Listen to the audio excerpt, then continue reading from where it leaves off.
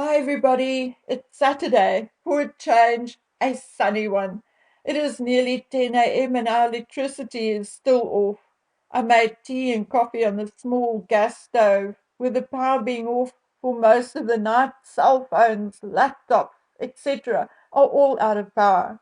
But with the sun being out, I honestly do not feel like starting the noisy generator and polluting the air.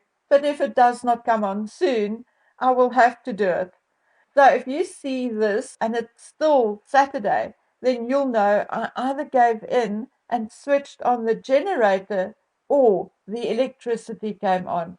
Oh well, let's do a quick catch up on the royals. So Harry went to St. George's Chapel at Windsor Castle in what is called a private visit to commemorate the Queen's passing. Now, please don't get me wrong.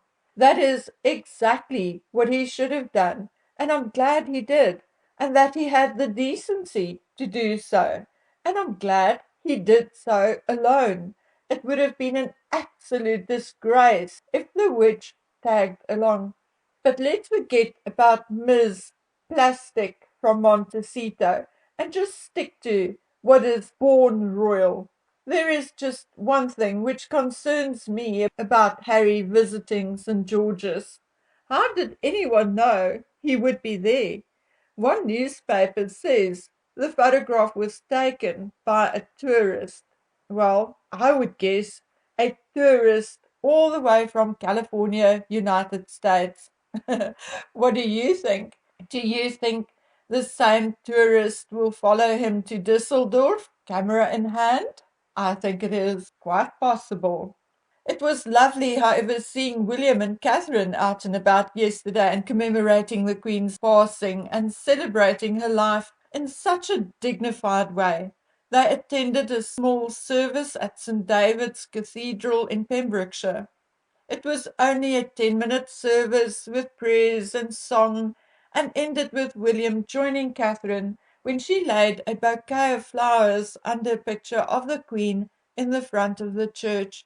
As they left the cathedral, Catherine apologized to the crowd of well-wishers for keeping them waiting.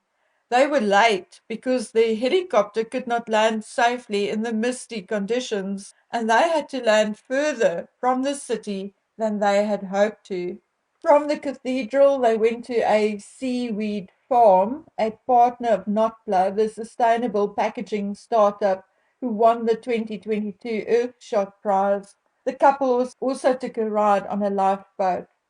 I, however, was not at all impressed with the King's tribute, in which he said, "In marking the first anniversary of Her late Majesty's death and my accession, we recall with great affection her long life, devoted service, and all she meant to so many of us. I'm deeply grateful too for the love and support that has been shown to my wife and myself during this year, as we do our utmost to be of service to you all." Yes, well, we all know that he became king the moment his mother passed away. So, in my opinion, he did not need to mention that. However, on the 8th of September, we commemorate the Queen's death and her life. Charles is still alive, and we will still show him respect in many cases, whether we like to or not. He is still head of state and head of the Commonwealth. This day was not about him and his wife. The date of his coronation is all about him and not the 8th of September. That day belongs to his mother. In my opinion, this statement is a very selfish, self-centered one, maybe to the point of being narcissistic. Anyway, so that was the day of the 8th of September. I think there were very few people around the world who were not thinking about the Queen. Even the Montecito witch's attempt to draw attention to herself by driving her own vehicle got a mere blurred image. I wonder how long it will take Megsy Daisy to realize that only a tiny, minute, insignificant portion of the world is actually interested in her. The only interest the rest of us have in her is to protect the monarchy from her. Okay, people of the Bookworm Palace, I'll be back in about an hour or two with something else I want to talk to you about. So until then, take care of yourselves. Bye.